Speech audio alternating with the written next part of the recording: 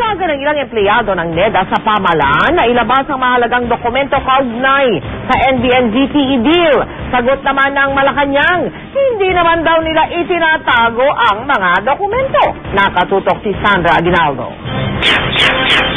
Yes, Senator. Habang umiinit ang spekulasyon kung sino ang susunod na testigong magsasalita sa ZTE deal, may naniniwalang sa mga dokumento manggagaling ang katotohanan kaugnay dito. Sa panayam ng GMA News, nanawagan ng Organization of NEDA Employees na ilabas na ng pamahalaan ang mahalagang dokumento kaugnay sa ZTE.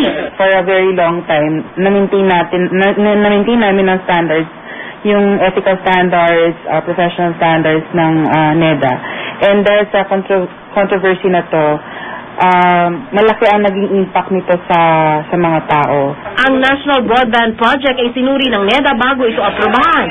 Ilan sa mga dokumentong dapat daw ilabas ay ang opisyal na pakikipag-ugnayan sa pagitan ng NEDA, Malacanang at iba pang ahensya ng gobyerno. Approved project evaluation reports ng ICC Technical Board at Cabinet Committee at NEDA Board resolutions. Ang NEDA Board ay pinamumunuan ni Pangulong Arroyo. Yung documents, sabi mo, magsasalita siya eh. Siyempre, nandun lahat, nakalahat naman lahat. From beginning to end, kung may nangyaring di maganda o hindi, o wala.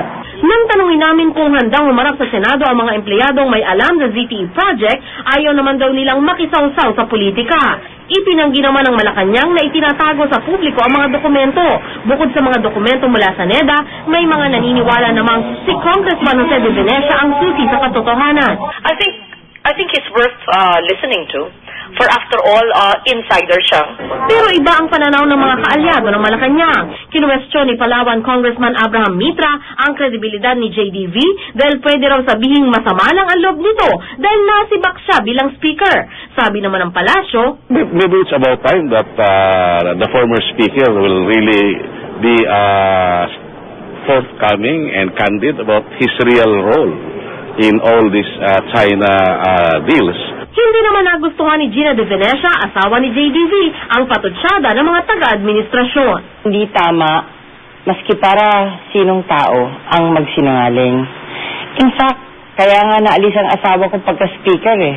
Kasi sinuportahan namin yung anak naming si Joey na nagsabi ng totoo tungkol sa tongpats na pinatong ng mga government official sa ZTE deal. Sa ngayon, pinag-iisipan pa rin daw ni JDV kung tetestigo ito sa Senate hearing kaugnay sa ZTE. Sandra Aguinaldo, Nakatutok, 24 Oras.